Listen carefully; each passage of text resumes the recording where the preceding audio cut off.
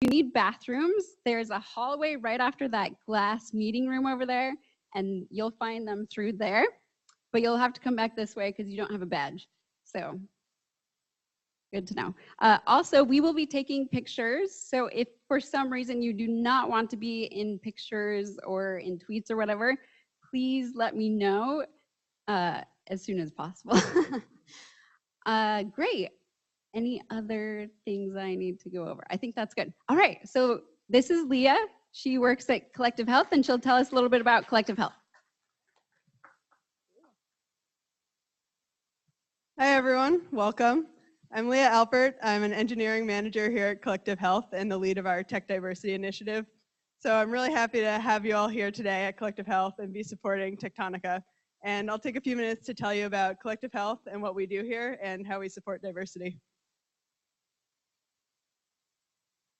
So our mission at Collective Health is to make it easy for our members to understand, navigate, and pay for health insurance. I know a lot of people have had hard experiences with health insurance or healthcare, and our goal here is to fix that and make it an easy, smooth, and supportive experience.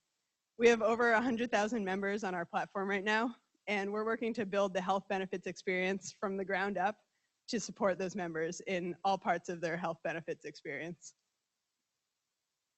So why is this hard? It's because health insurance is complicated. There's a lot of different pieces that have to work together well for things to work smoothly.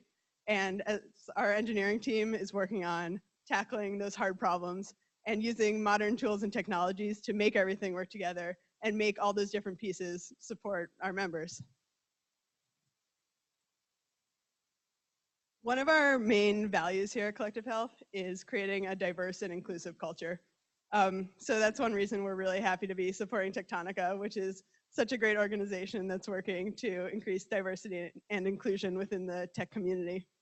At Collective Health, we have a number of internal groups, a tech diversity group, a collective pride group to support LGBT employees, and also a Women at Collective Health group. And through those, we've done a bunch of different initiatives. We have a partnership with DevColor, an organization that supports Black software engineers. We work with Code 2040, an organization that recruits and supports Black and Latino interns in Silicon Valley.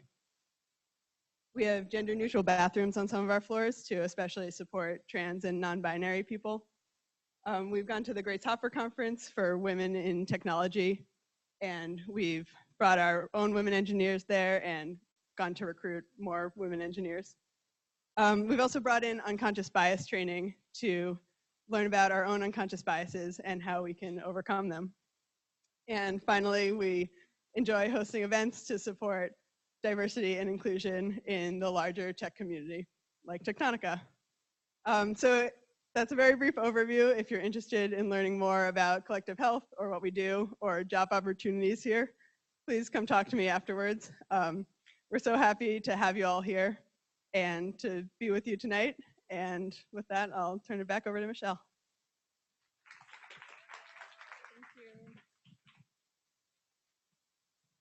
Okay, great. So now I get to tell you a little bit about Techtonica. Yay, that's our logo. And we are all about empowering local women and non-binary adults in need with tech skills. This is our Twitter handle, and that is our hashtag that we use for pretty much everything. So if you would like to tweet tonight, we would very much like that. So there I am, woohoo. That is very large. All right. Basically, I just wanted to tell all of you a very quick version of my story. So about 5 years ago, I was working at a startup, barely able to pay my rent. And I kept wondering, how did the engineers do all the stuff they do? That's so cool. So I Googled it and found a new intensive training program. And I said, I want to do this. So I did.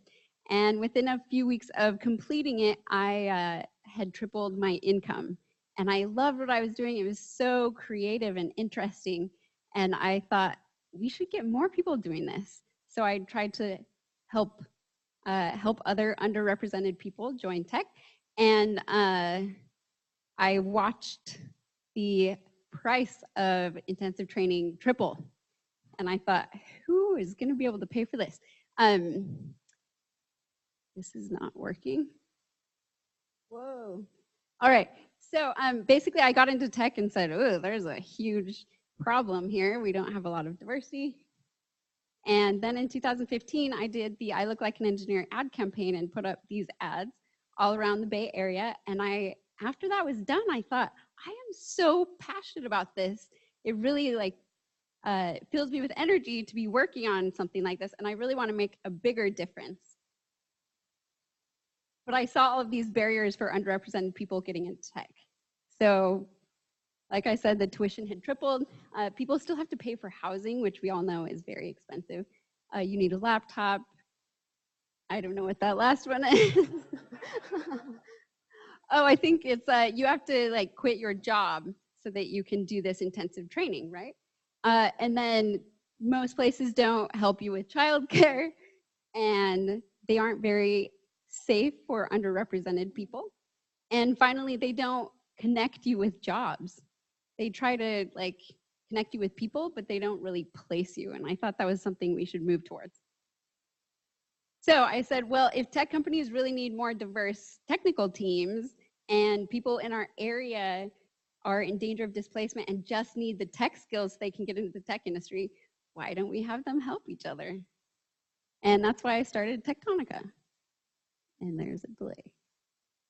So yes, we are a nonprofit, and we partner with tech companies to provide free tech training with stipends and job placement.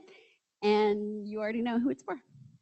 So thank you so much for coming tonight. We are very excited because this is our first 6-month program. It's called an apprenticeship. It's full-time, hands-on, project-oriented training. We are using a flipped classroom style, and we call it an apprenticeship because we want it to be much more self-directed and active, and that's exactly what they'll be doing.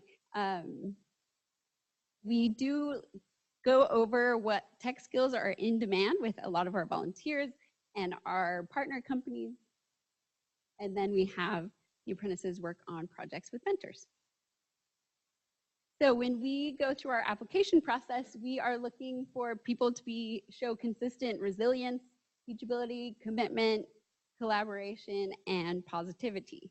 And I will absolutely tell you, every one of the apprentices who is here right now has indicated that they are all of those things and more. And we are so excited for this group. They are amazing. They have gone above and beyond with everything. They arrive to things before I get there. So it's really great. So far, these are our biggest supporters for the last year. We are very excited to have all of them supporting us. And I think there are a few people from these organizations here, or people from the pictures. Raise your hand if you are somehow represented on here. Yay! Thank you. Great, so that's a very, very quick overview, but these are the things we need help with. The number one thing is we need companies to sponsor. And the reasoning for that is we would like to be able to provide stipends and placement to every single one of our apprentices. At this point, we do not have placement for everyone. So please be a great advocate at your companies. And there are some really great handouts over here you can take with you and hand to the right people. And then they can get in touch with me and I'll tell them all about the program and answer their questions. All right? There are also stickers over there if you'd like some. We also need help spreading the word. Please follow us online. And we always take donations.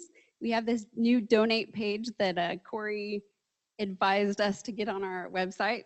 And there are several different ways to donate. So check that out. And then volunteer. We have lots of volunteers, but we can always use more. And we are currently looking for specific mentors. And one of our board members is handling that whole mentorship program.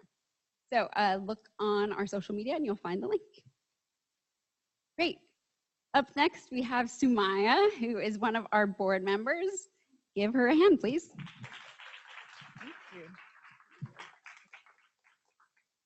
Hi, everyone. And thank you so much for attending today. And it's so exciting to see our new apprentices here, and so excited to share after I speak. So my name is Sumayyah Emeh-Edu, and I'm a diversity and inclusion strategist. I work with a lot of tech companies, helping them hire, retain, and get more people of color, people with disabilities, people from lower incomes into their organizations. So why I became a board member is obviously this is very passionate to my heart, but Michelle's dream is actually a dream I had. I was like, I have some higher education experience.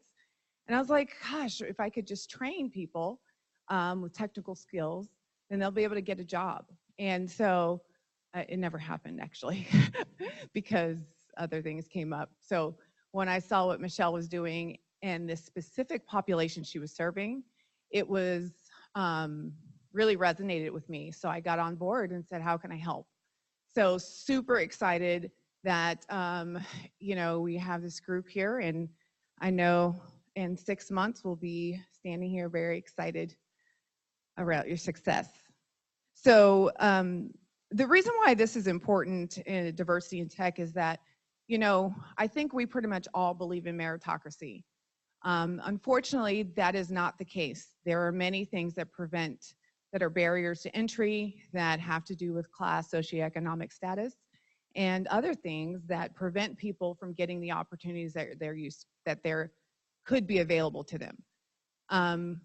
Economic empowerment is one of the surest ways for any group to lift itself out of poverty and to elevate and be an influencer for their particular group within the workplace. So diversity in tech is like hugely important. So it's important that we show our commitment in our works in supporting, volunteering, and even hiring these people. So, excuse me. And at the end of the day, when you have people who come from certain backgrounds and a diversity of perspectives, what you have is an opportunity for growth and development of your organization and your team. So the great thing is people who come from meager means sometimes or have different perspectives really bring a different way of viewing the business and internally innovation. Lastly, to the graduates, or not the graduates, not yet, right? To the new apprentices, just know that you belong here, that this is a fantastic opportunity. I've worked in both technical and university level schools, and to have a program, not have to pay for it, and really a full opportunity of sponsorship is phenomenal. So super excited for the opportunities you'll have. So like Michelle said, we want your support. So whether that's putting your feet to the ground and rolling up your sleeves and helping us, or hiring, these are all very important for the success of this. Thank you.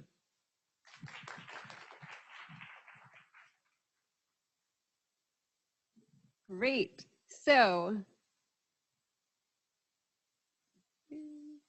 yay, this is our group of apprentices. They're ready to bridge the tech gap. That's funny. Okay, so we are going to now hear from each of them, if this clicker will proceed. And we'll start with Ashley.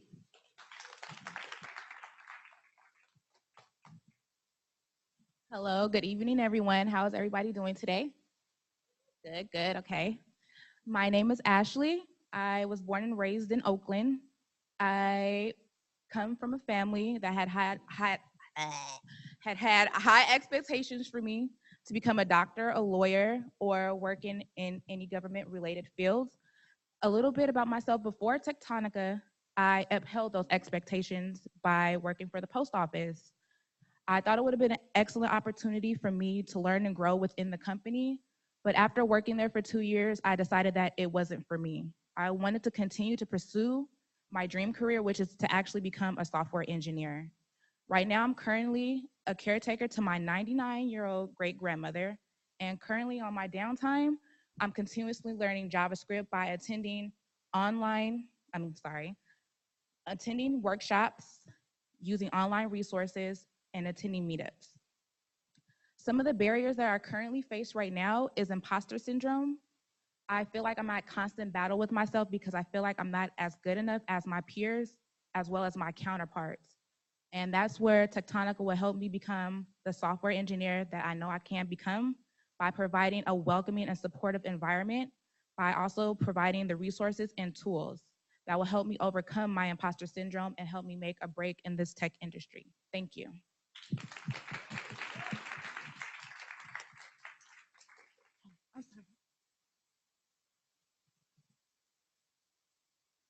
Hi, I'm Leanne. Thank you everyone for coming. I really appreciate everyone's support here tonight. For the past 4 years, I've been working in tech in customer support and operations positions. And while I'm really pleased with my time there and really grateful for all the experience I've had, I found that I'm more drawn towards being on the product side of things. So I started trying to teach myself web development online. I looked at some books and I found that the barrier to entry was a lot harder than I had anticipated. I needed way more structure and I just didn't know what to do with everything that I was learning. So I started looking at coding camps and those had their own set of barriers in themselves. It was so like expensive that it was just not even an option. Like it was more than I made in a year at the time. So it was just crazy. So all my searches weren't for nothing. I ended up finding Techtonica, which kind of solved all the problems that I was facing as far as inclusion and like being able to find the coaching that I was looking for and the job placement afterwards. So I'm really, really thankful that I came across it and was finally accepted to the apprenticeship. And I'm really looking forward to what is going to happen in the next 6 months. I'm really grateful for the opportunity. So thank you.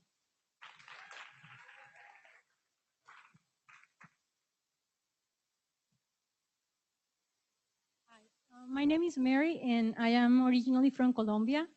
I moved 13 years ago. I moved soon to the States soon after graduating from college as an industrial engineer without knowing any English. And for the last 9 years, I have been working as a personal trainer and raising my son. Living in the Bay Area, surrounded by the tech industry and seeing how much technology impacts our everyday life, it was what initially sparked my curiosity for coding. So I decided to start learning with online resources. And it was then when I realized that coding is this powerful language that makes possible all the technology that I use every day. And it was then when I decided I really want to learn this. I want to be able to create things with this. So I went on in research, coding boot camps, went to all sort of meetups, but I quickly realized that all these programs will make it really hard for me to succeed or even get in as a mother with life responsibilities. However, it was in one of these meetups where I hear about Techtonica. And I applied for their apprenticeship program, and that's the reason why I'm here today, standing in front of you as a Latino woman making her way into this industry. I know I will be a great software engineer because I love solving problems, understanding how things work, and taking on challenges. I'm really grateful for this opportunity, and I'm excited for the doors that can open for me, and hopefully the doors that can open for others that can see themselves in me. Thank you.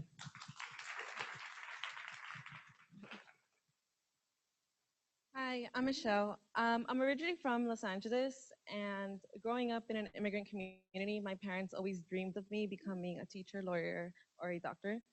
So I ended up becoming a teacher. And once I was in education, I started to realize how much impact technology can have on a student. Using programs like Khan Academy, Google Classroom, STMath, iReady were all programs that contributed to the growth and success of my students' education. And that's when I started picturing myself in EdTech. And that is why I made the decision to transition from the classroom to technology and to programming. So I decided to look at City College, and there was no space for me. which was when I found out about Techtonica. I contacted Michelle, and then a few months later, I went to my first workshop, and I went in not knowing what to expect, but left knowing HTML and CSS basics, which was something that I never really pictured myself learning until I got that opportunity through Techtonica. And I think I will be a successful engineer because I am very passionate about education. I want to advocate for students in public schools to have more access to technology. I am very resourceful and I'm super eager to learn. So thank you so much for supporting us and being here for us.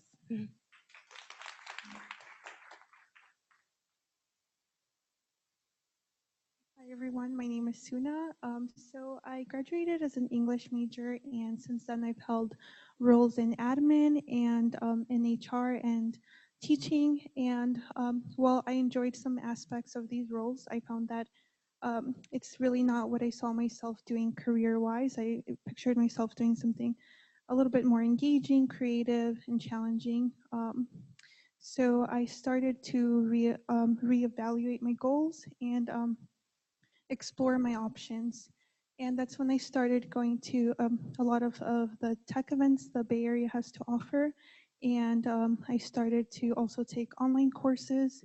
And that's when, although I never really saw myself as fitting the software engineer mold, I started seeing it as a more probable as a career path after attending all of these events. And so after that, I started I started applying to boot camps, and I got accepted to some of them, and I was very thankful. But I saw that it wasn't very um, economically doable for me at the time. So I instead of researched more ways that I could break into tech, and I found out that applying as a data analyst is one of the ways that it's easier to kind of break into if you don't have the traditional educational background. So I brushed up on my SQL, completed several courses online, and applied for data analyst positions. But due to my educational background and lack of connections and other barriers, I hardly got a call back from employers. I mean, they do have a lot of options here in the Bay Area. So I still kept going and trying to research ways or study on my own, and that's when I found Techtonica through one of these events that I attended, one of the tech events that I attended. And when I found out more about it, I saw my goals as being that much closer. And I'm really happy to have been accepted. And I look forward to using what I learned in the apprenticeship and and the soft skills I learned in my time in HR and as an admin towards my future career. Thank you so much.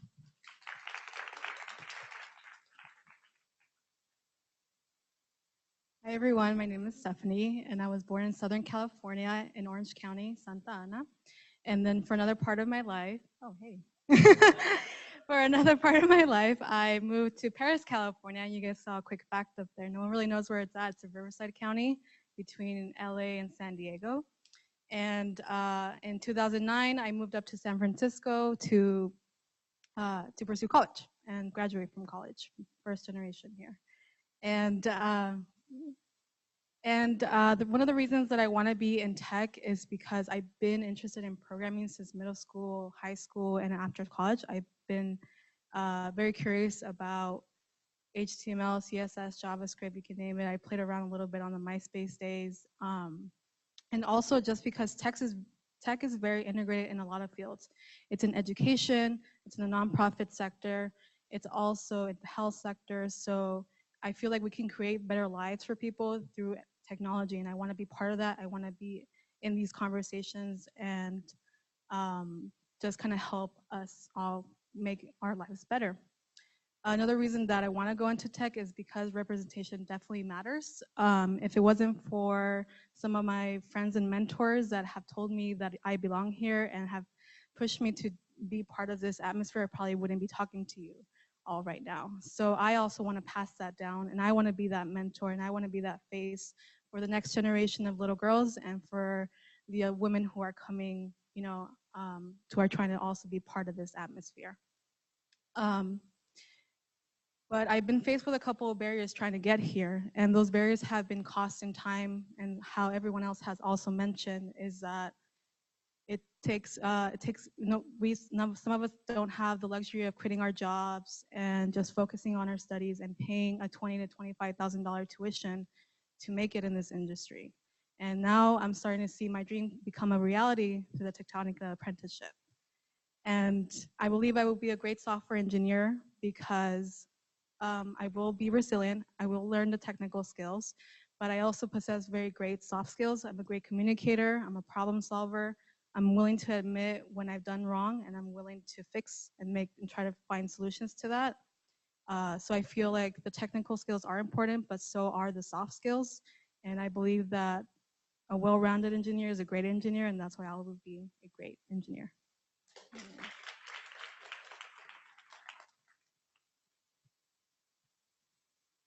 Hello, everybody. Thank you for being here. My name is Talia, and I was born in Los Angeles. I'm a homeschooling mother of 3 beautiful children. And for the past 8 years, I spent my days nurturing and focusing on their growth and development. Now that I've been learning how to code, it's given me the chance to focus on my own growth and development. I once read on a man's shirt that coding is the new literacy. And this is a statement that I'm finding to be more and more accurate as I'm learning on my own journey. That's part of the reason why I am interested in working in tech, because it's a field that has a lot of potential for learning, growth, and creativity. And these things are really important to me. These 3 things are something that I continuously instill into my children. And so I feel that working in this field will allow me to show them by example a career that allows me to exude those things. One of the barriers that I faced so far while learning has been balancing the duties and responsibilities of motherhood with the amount of time that I'm able to commit to learning. Those little ones, they keep your hands full. And so wearing the mother hat and the student hat at the same time without adequate support, though not impossible, has been really hard to do. One of the things that that you need in order to be a good software engineer is the ability to work through challenges and difficult situations. And this is something that I've always been able to accomplish.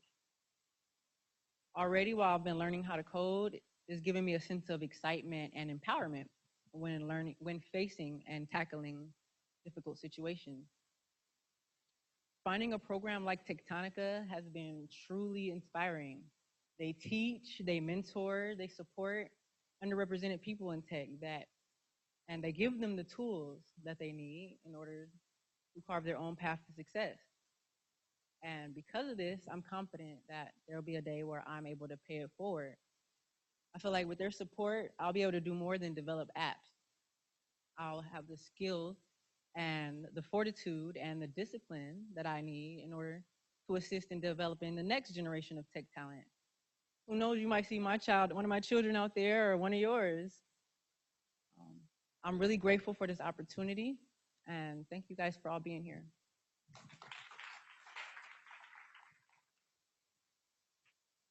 Hey everyone, my name is Vivian. So I was born and raised in San Francisco in a neighborhood that many of you know because of its reputation for crime, the Tenderloin. But for me, it's always been where I've called home. I've watched as technology boom all around me, and it was amazing to see the progression. But living in a Tenderloin, I never had the resources or opportunities to be a part of it. And being in that type of neighborhood, I've always felt all the statistics stacked upon me, and I didn't want to be defined by them. I worked, really hard to attend UC Davis, and I got my bachelor's of science in chemistry. That's me. But after I graduated, I realized that as much as I was good at chemistry or science just in general, I just, I didn't love it. I would figure that out after, 4 long years. But I was really struggling, both with coming to terms with the fact that I was gay and, my family didn't accept me, and with figuring out what I wanted to do. I pursued my chemistry degree because it felt safe and comfortable to me. But I came to realize that, a life living in your comfort zone is, you know, a limited life. And, you know, I didn't want that. You know, I really wanted to push my limits and surprise myself. And, you know, with Techtonica, I get the opportunity to do just that. You know, I get to pursue dreams and goals that completely surpass, you know, what I could have ever envisioned for myself. And I think that's a greater success than anything. You know, my self-motivation, you know, passionate drive and attention to detail is gonna make me a great software engineer. Especially with my background in chemistry, I feel like having, you know, that diverse perspective is gonna make me a little bit different. And, you know, with having that, I think is crucial for innovation. I haven't even started yet, but I'm so excited and ready to be able to inspire the next generation of girls to continue to break barriers. I know achieving this goal is not gonna come easy, but my whole life has been about overcoming adversity to succeed. So I look at this challenge and every other challenge I may face going forward as a way to continually better myself. You know, and of course, I've stocked up on my hoodie sweater, so I'm good to go. Thanks.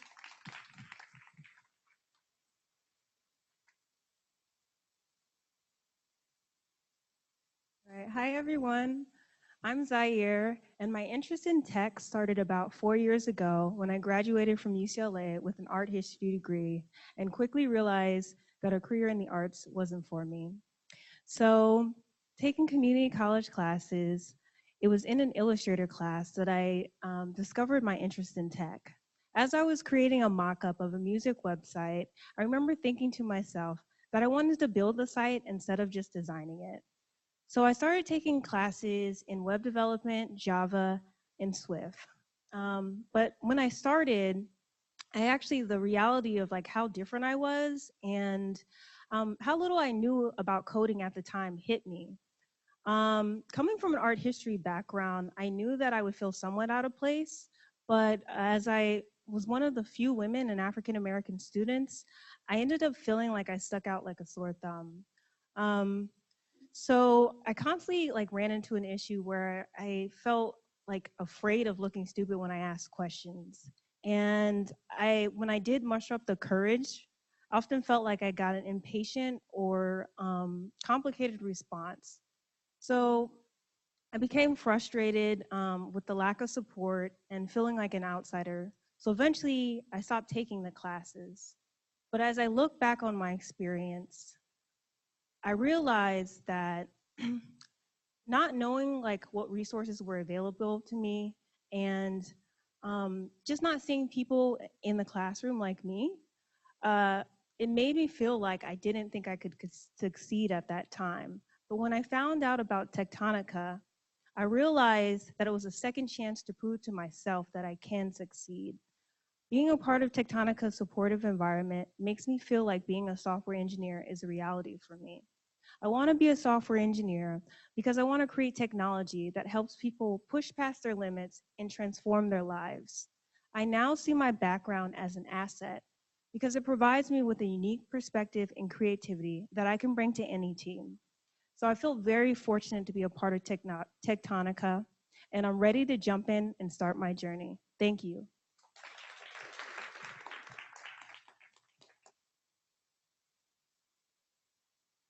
Good evening. I'm Zhen. I came from China, and I grew up in a small village in China. I'm the first generation college student of my family. And I have a bachelor's degree in journalism, and also you saw that I have a master's degree in sociology. That's me. And then I came to US and a degree in anthropology. Those were degrees, I know. But I don't have any background in tech, so you must be wondering, how do I get interested in tech? It started when I was studying at Purdue University. I first learned programming in SAS when I was taking statistics courses at Purdue University. So I really liked it. And I found myself is really, really good at it. So that's when, wow, I have to do this. I have to pursue a career in tech. After I moved into the Bay Area and joined the tech training program from Mother Coders. Is another nonprofit organization who help moms to break into tech. So I learned the languages of HTML, CSS, JavaScript, those languages, and the website design from Mother Coders. And I also designed a personal website for the final project. And I found myself enjoying the coding even more. So after Mother Coders, I started taking the online courses from Coursera and the Code Academy. In the meantime, I'm a mom of a toddler. So the motherhood seems to occupy all my energy and all my time. So I just feel I started to lose myself. I want to find myself. I want to find my own path. I want to find my own value. I want to find my own future. That's why I'm really, really grateful and really excited for Techtonica to providing this great opportunity so I can learn more and so I can be a better me and to provide better support for my family. Thank you.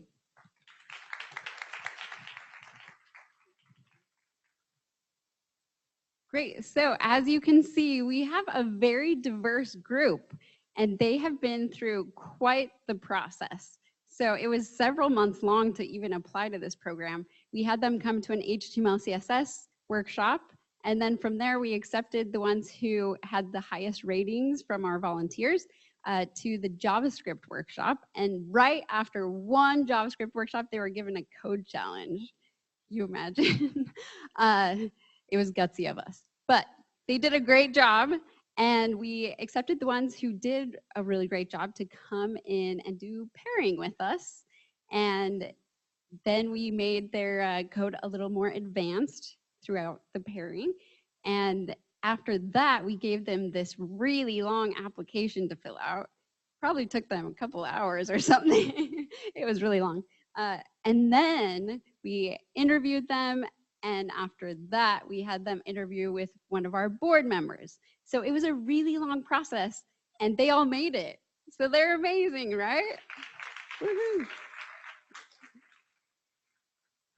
I have to say that we didn't even have to try that hard really to find a diverse group. It just happened.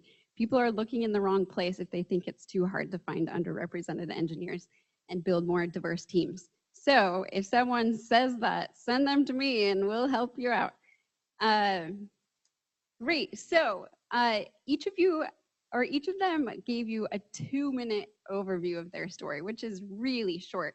We also have a longer version of their story on Medium. We've published 3 so far, and we'll be publishing the rest of them over the next week.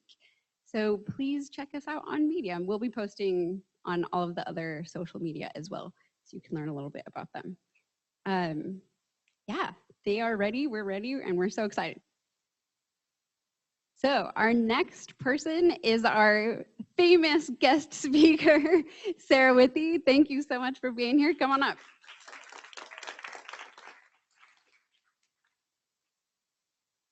I don't even know if I have to give you an intro, but Sarah's Geeky Girl Sarah and is a very active tweeter and has a fabulous story, and she's going to share some of her story with us. Thank you. I love technology when it works great, and I still have to do a quick little setup thing real quick because it's not working great for me today. So say hi to your neighbor. If you don't know their name, learn their name, and find out their favorite childhood cartoon, and I will take like 1 minute. And that could be either when you were a child or now.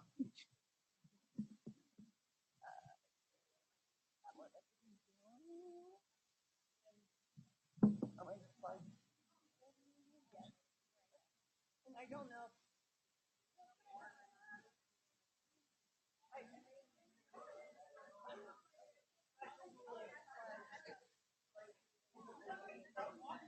I don't know.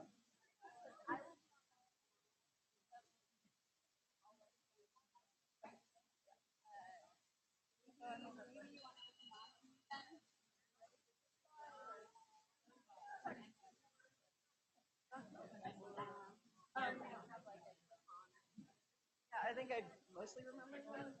Which one's showing?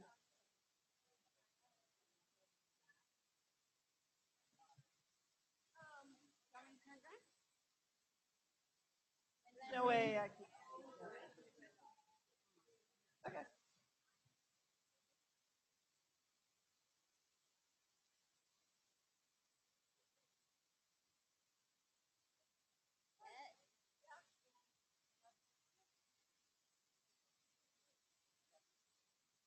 Okay, thanks.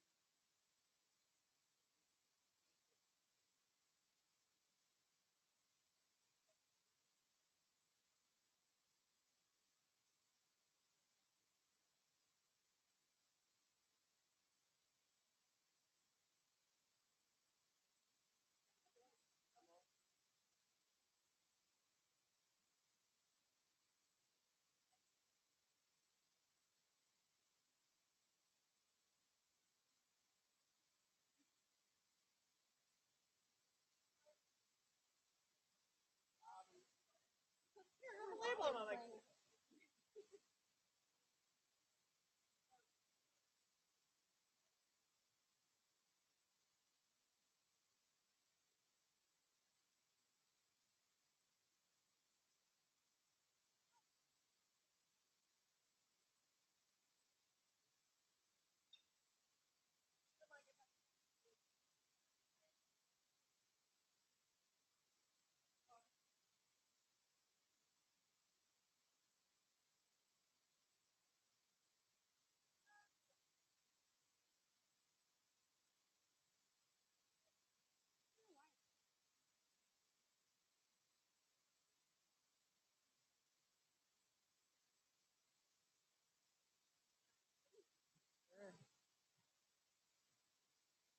All right. I hope everyone learned some interesting things about their neighbors or got some refreshments. And here we go back to Sarah. hello. What was the like coolest cartoon you heard? Tom and Jerry. Wow, bringing back so many memories. All right. So hi, as she said, I'm Sarah. I'm Geeky Girl Sarah on Twitter. You're welcome to follow me, live tweet, all those good things that you want to do. So first, I want to thank the apprentices. You guys are wonderful. I've loved hearing your stories, and a few of you I've gotten to chat with so far. So I'd love to chat with the rest of you tonight if you can. Give them a hand. I think that's awesome. And I definitely know it's hard to try something new and dive into, you know, the tech industry isn't really a simple thing. It's really complex. It's always changing. It's crazy difficult. So I love that you all have decided to kind of jump forward and try out this, you know, new world of tech. All right, so I first want to, there we go, yeah. Talk about doors. Everybody loves doors, right? Yeah, right, yeah. They're great. You got like red doors and green doors, blue doors, wooden doors, metal doors, single doors, double doors. I mean, all sorts of cool little doors, right? Big doors and small doors. They all love doors, right? I was expecting a better reaction than that. And my friend Tracy right next to that really small door. So before I go into why doors are like really awesome, I kind of want to go a little bit into my background. So this is going to be fun to balance all three of these things with two hands. There we go. All right. So I kind of consider, some of you know what that is apparently. I kind of consider myself like a full-blooded geek, even from like a tiny little age when I was in elementary school. I found programming computers really fascinating. And that little thing up there is called a Commodore 64. It was a computer from I think created in the early 80s, had 64 kilobytes of memory, 5 1/4 floppy disks, which you can see there. It's really great. And I learned to program on this thing. And it's kind of fun because when you think about it now, like one web page without images would exceed the memory capacity of this thing. It's great. Oh, hey, is it gonna work? Yeah, cool, okay. So when I was little, I found it was really fun to type in these commands into this thing. And I found out there were so many different commands I could type in and do cool things, which by the way, I did this last night. I'm impressed I remembered this much basic programming from those days. And it could do like cool little things. And as a kid, I'm just like, wow, that's so awesome. How fun is that? And it fascinated me. And like, when I grow up, I want to be a computer programmer. And I kind of got lucky because as I grew up, I became a computer programmer. So even as I went to high school and, still loved it and, learned some new languages and Visual Basic, C++, and then went into college and learned some Java and different things like that. Like, it just still fascinated me. Like, even as computers were evolving, I was still like, hey, this all is so cool. And I also learned when I got into college that I was extremely rare, that nobody knows what they want to do when they get into college. I was the oddball. Like, I knew, like, computer science, that's my thing. That's what I want to do. So I feel like I was kind of lucky in a sense. Like, I just went in, I didn't have to question a whole different life choices. I didn't have to go through like 6 degrees before I found the one I liked.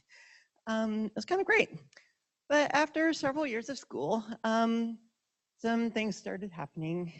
Depression settled in. And for me, it kind of was just this slowly gray cloud that just kind of covered up my life, and it just got worse and worse. And eventually it got to the point where my brain just kind of like didn't want to work anymore. So like, I wasn't dumb, I just felt really dumb because I would go to my classes and it would all make sense, but I couldn't really do the homework, I couldn't really do the tests.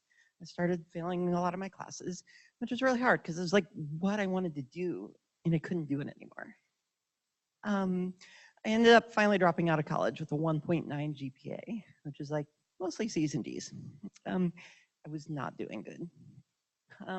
I went away to another town and finally moved back to where I was from in Kansas City, and just kind of had to stop and sort of figure out things because I couldn't keep wasting money on classes. And depression alone is rough, but I figured out kind of what the depression ended up being about. I finally got over the denial and accepted it that I'm trans, I'm transgender. So if you don't really know, it's basically the gender I feel that I am. Didn't really match up with my body's gender. So essentially, like, I knew I was a woman, but the world didn't see me that way. I wasn't raised that way, and all that good stuff. But in the 6 years I wasn't in school after I dropped out, I did kind of start to transition and got all the great, wonderful things. And then the clouds like slowly came away, and like all of a sudden, felt like a woman. It was great. I was becoming me. I was becoming happy. The clouds mostly went away. They were like 99.9% gone. So it was great. And eventually kind of started to realize, like, you know what, maybe it's time to go back and finish that degree. I kind of wrapped up a lot of the, odds and ends that were going wrong with my life. So I went back, and I call it round 2 of college. It was still good because I knew I still wanted to do computer science. So I went back to go do that.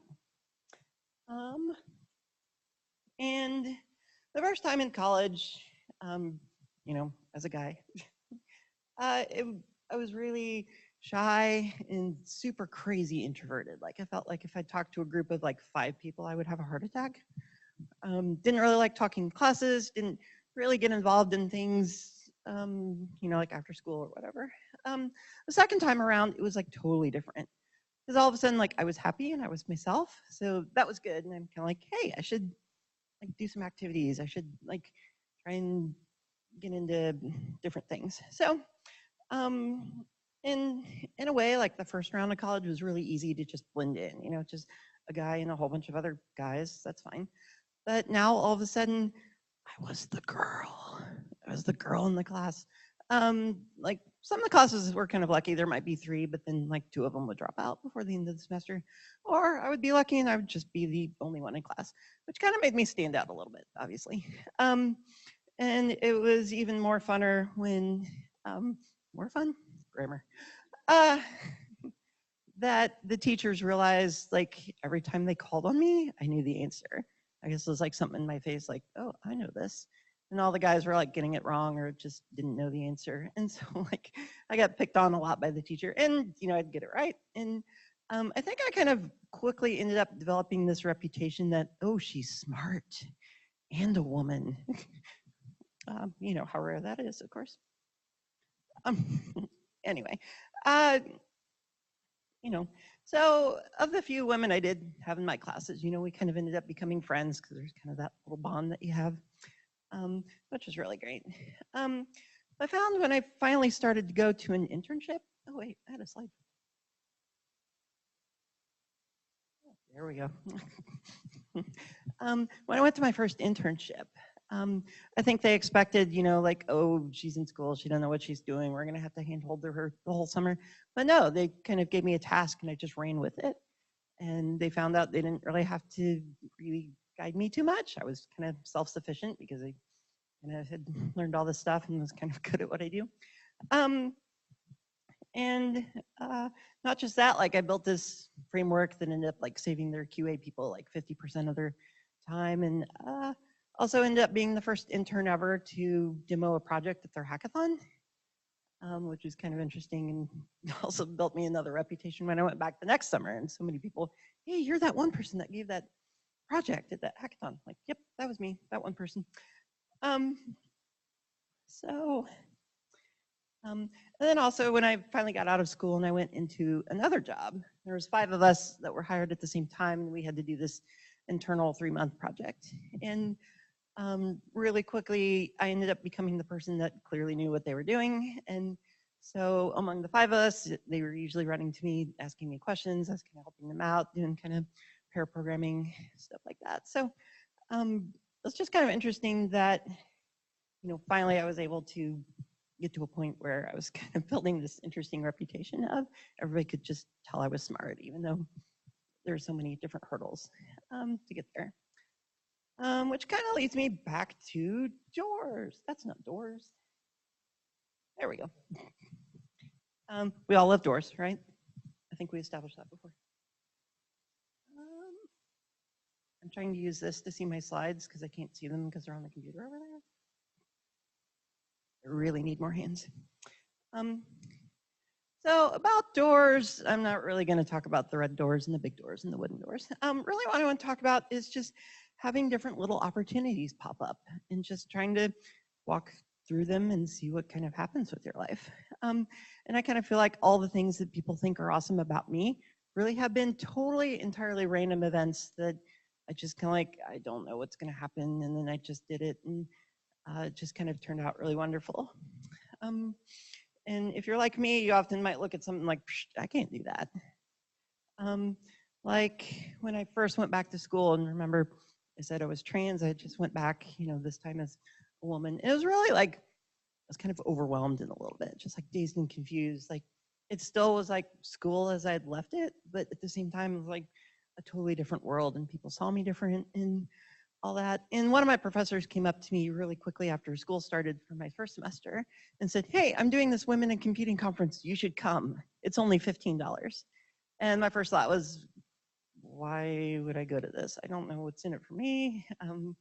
You know, like I don't know that I'd get anything out of it, but she kept begging me and begging me and begging me. And so I'm like, fine, whatever, it's $15, I'll go. And I ended up going.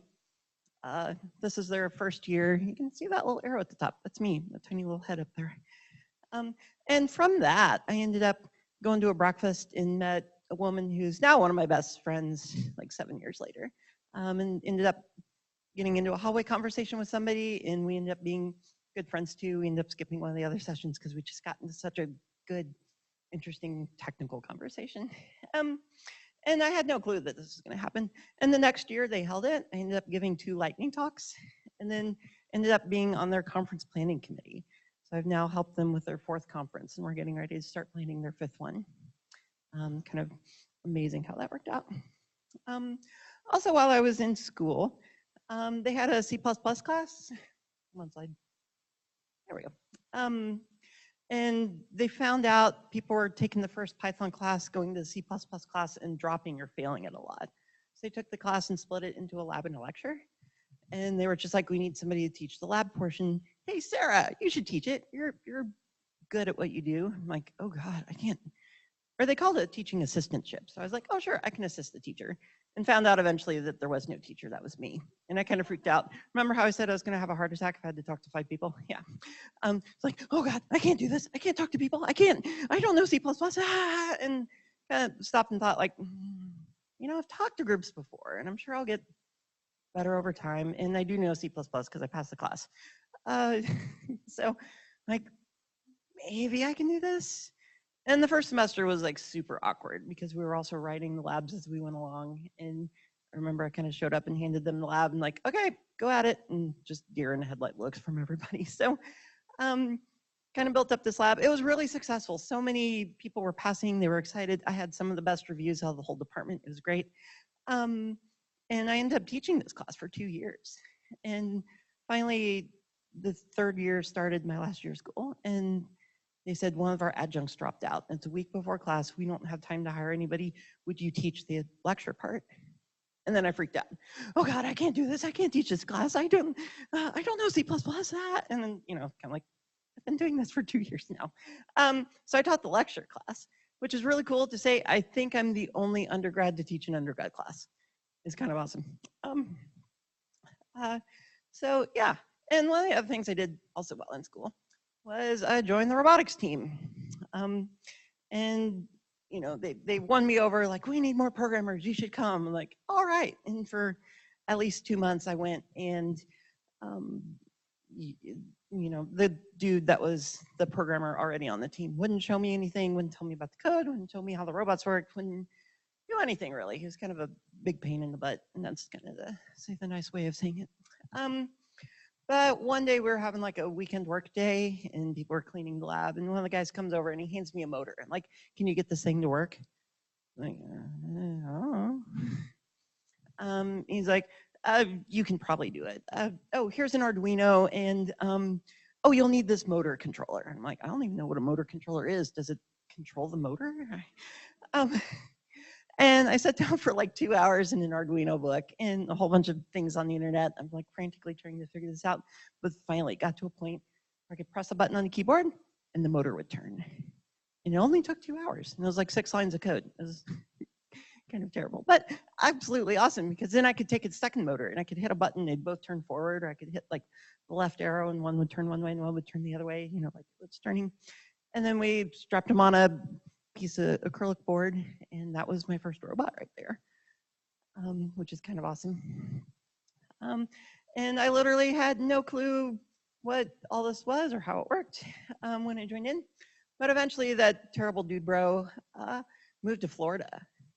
And then I was the only developer on the team. And so then, you know, I kind of had to figure it out. So the first robot on the left is the more completed form of that robot. It's a terrible wiry mess, but it worked. It could drive around, and it did a few other things. The one in the middle actually had like this magnetic arm on it, so that it also had a Kinect in the middle, you know, from Xbox. So it would like scan the field, figure out where it had to go, would like drive over these things and then pick up this puck and store it inside. It was kind of really awesome. One of the favorite robots I had. And then eventually this led into me mentoring some middle school and high school kids in their robotics teams. And this team over on the right here is one of my Lego League teams, and they went to the World Championships. And it was kind of awesome, like, wow, I was really a part of that. And this was like a couple years ago at that point. Like, I'd never touched a robot before in my life. I really had no clue how all this is going to work out. And because of all my teaching, some friends said, hey, Sarah, there's this conference. They got some terrible publicity because they had no women speakers last year. And so they're like frantically looking everywhere to find out like who could speak at their conference. And you teach, you could totally do this. And I'm like, oh God, I can't do this. I don't know what I'd talk about. No one's going to listen to me. I'm still a student in school. Like, you've heard this story before. And I was kind of reading through Twitter one day and saw all this Raspberry Pi stuff. I'm like, hey, wait a minute. Why don't I talk about like the Raspberry Pi and how I could build projects with it? Because I did so much robotics stuff. And I'm like, this will totally be easy. It'll be fine. So I wrote up this little paragraph and I submitted it to this place and they took it. I'm like, oh God, now I have to write this. Like, I actually have to give this now. And somebody was like, oh, you should give it to this other conference over here. I'm like, okay. And then they took it. And then one of my friends at school, like, hey, would you do it to one of our engineering groups? And then that Women in Computing conference I help run, they're just like, oh, would you give it here too? So at this point, I'm giving this conference to 4 places. I haven't even written it yet. By the end of the year, I ended up giving it 6 times, including this time. This is the Kansas City Developer Conference. That's the flood of people coming in to see my talk. This room was packed full. There were like 80 seats, and I swear at least 120 people in there, plus this.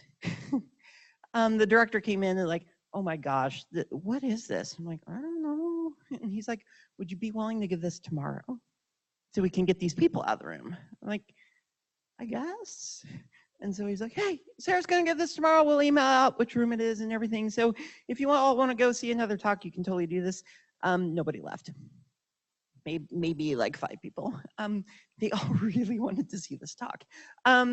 And this, to this day, is the only talk I've literally heard at any conference that got an encore. And it's kind of developed this interesting reputation of making me kind of a badass in the Midwest conferences. Like everyone's like, oh yeah, you gave that Raspberry Pi talk. Like, yep, that was me. Which is kind of awesome. And, you know, just kind of different things kept happening. There we go. I got towards the end of school and, you know, I'd kind of quit talking about the trans issues. I kind of fell out of the LGBT community. But kind of towards the end, I'm like, I feel like I need to come back out. I feel like I need to share my story. I feel like because I blend into the world and everybody doesn't, you know, just sees me as a woman, I think telling my story would be important to have people realize, you know, that trans people exist and they're normal people, not weirdo freaks or anything like that. So I decided I was going to write a coming out post, but I didn't want to say, hi, I'm Sarah, I'm trans, blah, blah, blah. So I decided like, I'll write this cool, encouraging story about how I wanted to become a software developer. And, you know, had some hurdles in the middle and depression and gender stuff, but I succeeded and I became a software developer, yay. So I wrote this out in a blog post and as I was literally twittering it, writing out tweets for it, between hitting publish on this and then writing like 3 tweets on Twitter, like my heart just sank into my stomach. I'm just like, oh God, I made the biggest mistake ever. And literally when I did that, I was at work because I thought publishing it during work hours would make it more visible. That's just dumb. I grabbed my phone and I like, ran to the bathroom and I was literally shaking and crying in the bathroom and just texting my friends like, did I just ruin my life? And at the same time, my phone was just vibrating nonstop because my friends were retweeting it, liking it, and sharing it on Medium and all this stuff. I wrote this a little over 2 years ago. 10,000 people have read it now. I've never done anything so popular in my life. And not just that, 100% positive reactions. I've lost count of how many stories people have told me they thought I was brave or courageous for doing this. But not just that, people have told me, people have come out to me, like I'm too afraid to tell my parents, but thank you for writing this. I've even had some people say they came out on National Coming Out Day because they read this and they thought they'd be fine. It moved me in ways I never even imagined, especially since I thought like 50 of my friends might read it and that's it. Just overwhelming positivity. It was absolutely like mind-blowing. So, and all these things have just been like random things I've tried. I had no clue they would all be successful in any of the ways that I possibly imagined. But with that, I kind of want to say sometimes doors don't always work out quite the way you expect. Especially in science, technology, engineering, and math, the STEM careers, there's a lot of sort of this, you have to try different things and almost always you constantly fail. I would say I fail cumulatively more days than I succeed more days. You know, and that's just kind of the field we're in. And I've even had some things I've tried. Like I started a podcast and I thought it would be really awesome to talk to like cool underrepresented people in tech. And in the past year, I've released 2 episodes. Like, I wouldn't call it a dead project yet, but it's just kind of, you know, something that hasn't really worked out terribly well for me. And I could keep going on. Michelle would probably give me a bad look if I kept going on too long. But, you know, and it's just kind of the way the tech field is. Like sometimes things just don't work out, especially with startups. You know, a lot of them fail. But also just as you're writing code, it usually fails almost always. If I write code and it works the first time, I think I've probably made a mistake somewhere and I'm curious where it's at. But I won't go on too much more about this, but I just, and even like right now, I feel like I'm in a stuck spot. The reason I'm actually here in San Francisco is because I'm here for a job interview. And then coincidentally, I was trying to catch up with Michelle and she's like, hey, what are you doing Thursday night? I'm like, not much yet. Why? She's like, you want to go to this launch celebration for Techtonica? And I'm like, I've kind of watched the progress. I'm like, yeah, sure, I'd love to go to that. And she's like, do you want to give an inspiring talk? I'm like, sure. Which kind of, I think, is yet another random open door. I had no clue, you know, I would end up here in front of all you wonderful people talking about the crazy things I've done in the last several years of my life. So on this, I kind of want to leave you with some final thoughts. First, failure will happen, and it will happen really often. But don't let that get to you. Embrace it, because if you're not failing constantly, you're not learning things. So the more you fail, the better off you are in a weird kind of way. I definitely feel like there's a lot of things I failed at, but I also know like if I'm not doing this, I'm not getting better at what I'm doing. I think I'm a really good software developer now. You know, somebody mentioned imposter syndrome. Like I used to feel like oh, clearly I'm not that good. But I'm like, you know what? No, I am good. I'm good at what I can do. I can finally say that now. And I think that's just because I failed so often. But I've learned a lot from it, and I think that's definitely an important thing to do. Second, get a great support system. I think Techtonica alone will be a great support, like you all are there for each other, and I think that's great. Definitely find some friends, definitely get into some meetups, things like that. You know, maybe even the people out there you can follow on Twitter. I'd be happy to help support you too. You know, however I can from my long distance away. So definitely keep doing that. Third, you know, try those open doors. Maybe sometimes something will come up and you'll just think like, I can't do that. Then maybe just say like, what happens if I do? What happens if Sarah clearly doesn't know about robots, but ends up building these like really cool, awesome things just, you know, coincidentally. Like sometimes amazing things will happen, and really I think all the things that people think I'm famous for, as Michelle would say, have just been the random things I've done in my life. So real quick, there we go. Slides from Slide Carnival, so thank you. And then shout outs to my friend Glennis, who took all those door photos on her Instagram. And then my friend Tracy, who had the party parrot shirt and was standing next to the really tiny door. I was in Pittsburgh last week and visiting her, and she's like, tiny door, go stand by that so I could take your picture. She's like, she didn't know why I was using this, and I finally told her. And then Michelle, words, who can even? Michelle, for inviting me out here to talk to all of you. We're gonna get rid of that slide. Okay. Go back. Okay. So I'm Sarah. I'm Geeky Girl Sarah on Twitter. I've tried to follow all of you. I think a couple of your Twitter handles didn't pull up the right name. So definitely, I'll try and talk to a couple of you. But I want to follow you all. If you want, you can totally follow me. I would love to try and support you however I can. And you can email me if you want, chat, ask different things, ask for encouraging help or whatever too. And I'll be happy to mingle with all of you after this too. So thank you very much.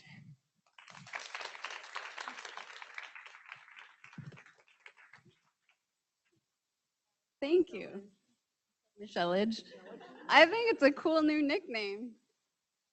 Cool. All right, so I want to say specifically to the apprentices that the reason I wanted thank you, Sarah, to speak was because she has such an inspiring story and she had a lot of barriers, and you are going to have a lot of barriers too. And you've already overcome some of them, but there will be many, many more. And one of the things that is both a blessing and a curse with tech is that you will never be an expert, but you're never going to get bored. And you will constantly be running into things you don't know, and you're going to have to figure it out. And so I hope that Sarah sharing her story is inspiring to all of you, and that when you get stuck and feel frustrated, oh, there are more of you over here, you'll remember Sarah's story, okay?